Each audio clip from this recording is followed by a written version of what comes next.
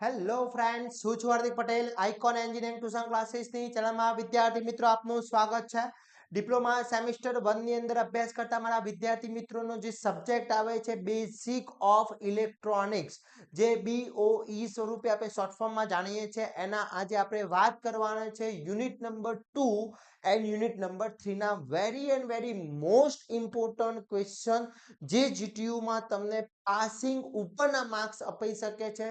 50% of marks તમે ખાલી ફક્ત ને ફક્ત બે ચેપ્ટર તૈયાર કરો છો, યુનિટ નંબર 2 અને યુનિટ નંબર 3, તો 32 માર્ક્સ તમે મેળવી શકો છો. તો આજે આપણે આ જે ક્વેશ્ચન છે ક્વેશ્ચનની ચર્ચા કરવાના છે. ચેનલ ઉપર નવા હોય તો ચેનલને સબસ્ક્રાઇબ કરી દેશો, બેલ આઇકોન ઓન કરી દો જેથી નવા વિડીયો આવે તરત જ નોટિફિકેશન આવી જશે. વિદ્યાર્થી મિત્રો, સેમેસ્ટર 1 ની અંદર તમે જો અભ્યાસ કરી રહ્યા છો, ગુજરાતની કોઈ બી કોલેજ છે, કોઈ બી બ્રાન્ચ છે, તો જો હજી સુધી તમે અમારા WhatsApp ગ્રુપમાં જોઈન નથી થયા તો ફટાફટ જોઈન થઈ જશો, જેની લિંક ડિસ્ક્રિપ્શનમાં મૂકેલી છે.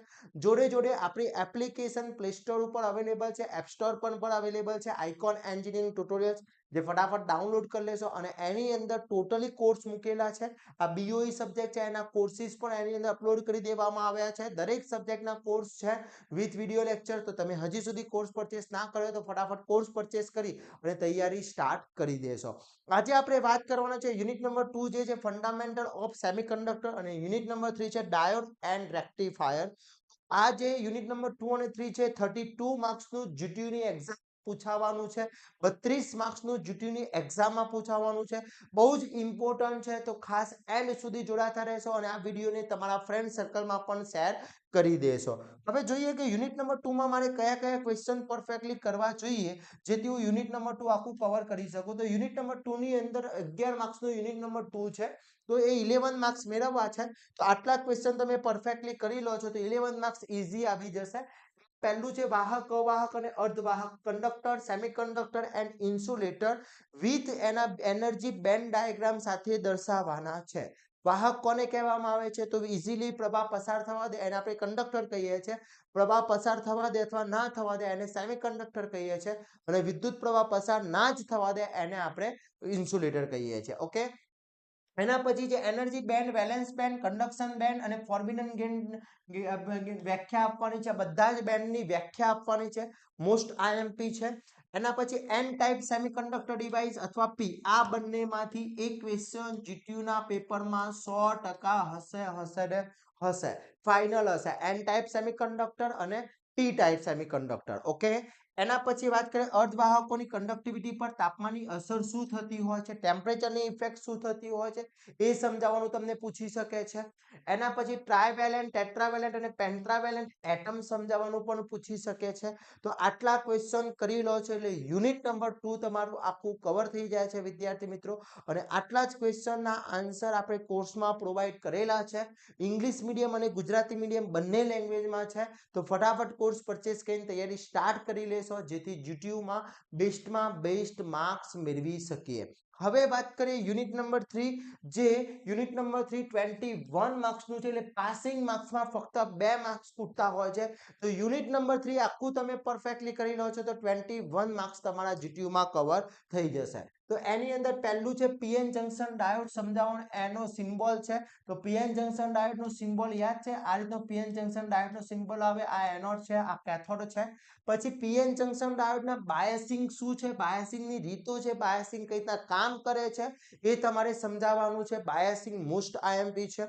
એના પછી વાત કરીએ PN જંકશન ડાયોડની VI કેરેક્ટરિસ્ટિક, વોલ્ટેજ અને કરંટની કેરેક્ટરિસ્ટિક છે એ દોરી અને સમજાવવાની છે, ખાસ કરવાની છે વિદ્યાર્થી મિત્રો. તો VI કેરેક્ટરિસ્ટિક કરી લેજો. પછી PN જંકશન ડાયોડના ઉપયોગો ક્યાં ક્યાં થતા હોય છે? એઝ અ સ્વિચ તરીકે છે, ક્લિપર સર્કિટમાં, ક્લેપિંગ સર્કિટમાં, પછી રેક્ટિફાયરમાં. આ બધા એના યુઝિસ છે. 3 માર્ક્સની અંદર પૂછી શકે છે. PN જંકશન ડાયોડના ઉપયોગો સમજાવો. ઓકે, એના પછી ઝીનર ડાયોડની કાર્ય પદ્ધતિ સમજાવો, તેના ઉપયોગો. તો ઝીનર ડાયોડને આ રીતના દોરવામાં આવે છે, પણ અહીંયાથી ઝેડ રીતે હોય છે. આ ઝીનર ડાયોડ છે જે ફોરવર્ડ બાયસમાં કામ નથી કરતો, ઓનલી રિવર્સ બાયસમાં કામ કરે છે. તો ઝીનર ડાયોડની કેરેક્ટરિસ્ટિક પણ જણાવવાની છે. તો જો પછી most and very most important છે ઝીનર ડાયોડ વોલ્ટેજ રેગ્યુલેટર તરીકે સમજાવો કે ઝીનર ડાયોડનો યુઝ કરીને આપણે વોલ્ટેજ રેગ્યુલેટ કરી શકીએ છીએ, એ તમને સમજાવવાનું પૂછી શકે છે. તો ખાસ કરી લેજો વિદ્યાર્થી મિત્રો. પછી વેક્ટર ડાયોડના સિમ્બોલ, વેક્ટર ડાયોડનો સિમ્બોલ દોરવાનો, તેનું કાર્ય પદ્ધતિ જાણે, તેના ઉપયોગો જણાવવાના છે વેક્ટર ડાયોડના જે છે એ. ઓકે, એના પછી વાત કરીએ ફોટોડાયોડના સિમ્બોલ દોરો, તેનું કાર્ય પદ્ધતિ અને લાક્ષણિકતા અને ફાયદા ગેરફાયદા. જે ફોટોડાયોડ છે, હવે ફોટોડાયોડ છે એની અંદર એનું જે સિમ્બોલ છે આ રીતનો પીએન જંકશન ડાયોડ જેવું છે, પણ આ રીતનું આવશે. આ ફોટોડાયોડનું છે. ઓકે, જેના પર એ પ્રકાશ પડવાથી એક ઓન થતો હોય છે, કામ કરતો હોય છે, એના યુઝીસ પણ બતાવવાના છે. એના પછી એલઈડી નો સિમ્બોલ અને કાર્ય. એલઈડી નો એનાથી બહાર જતો પ્રકાશ હશે, આ એલઈડી નો પ્રકાશ છે એટલે એલઈડી નું સિમ્બોલ છે. એના ફાયદા ગેરફાયદા ઉપયોગો જણાવવાના છે. પછી રેક્ટિફાયર એટલે શું, તેના પ્રકાર જણાવવાના છે. તો what is a rectifier? AC to DC જે કન્વર્ટ કરવાની પદ્ધતિ છે એને આપણે રેક્ટિફિકેશન કહીએ છીએ, અને જે ઇન્સ્ટ્રુમેન્ટ છે અથવા જે સાધન છે અથવા જે સર્કિટ છે એને રેક્ટિફાયર કહીએ છીએ. રેક્ટિફાયરના બે પ્રકાર છે, half wave and full wave. Half wave નો સિંગલ છે, ફૂલ વે માં બે પ્રકાર છે. કયા કયા? 2 ડાયોડ એન્ડ 4 ડાયોડ. ઓકે, આ છે તમારું રેક્ટિફાયર, તેના ઉપયોગો.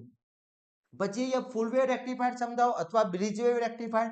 એટલે 3 રેક્ટિફાયર છે, કોઈ બી એક રેક્ટિફાયર GTU માં 100% આવવાનો છે, ફાઇનલ છે.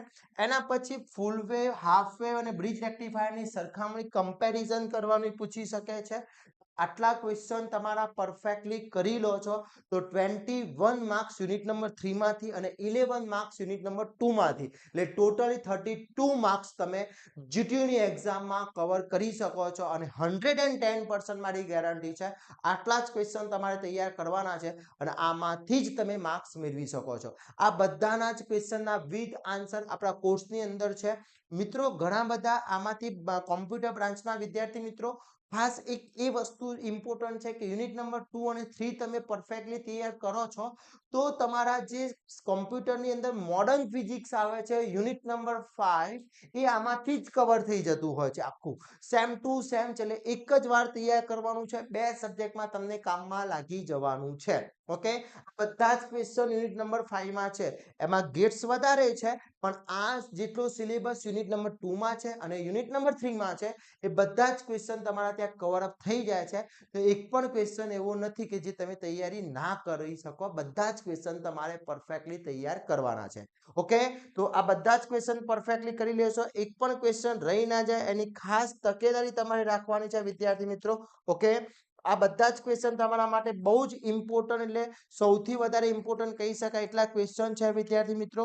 અને બીજું ખાસ કે રેક્ટિફાયર વાળો જે છે એ ખાસ કરવાનો છે, રેક્ટિફાયર વાળો એક પણ ક્વેશ્ચન છોડવાનો નથી. Okay, clear? તો આશા રાખું છું આ વિડીયો તમારા માટે ખૂબ જ ઉપયોગી થવાનો છે. આ વિડીયોને તમારા ફ્રેન્ડ સર્કલમાં ખાસ શેર કરશો જેથી દરેક વિદ્યાર્થી મિત્રો આનો યુઝ કરી શકે, આ ક્વેશ્ચનનો યુઝ કરી શકે.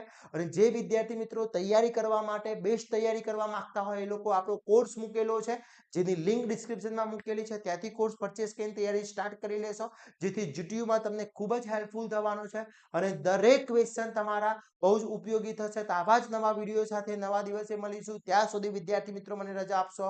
જય હિન્દ, જય ભારત.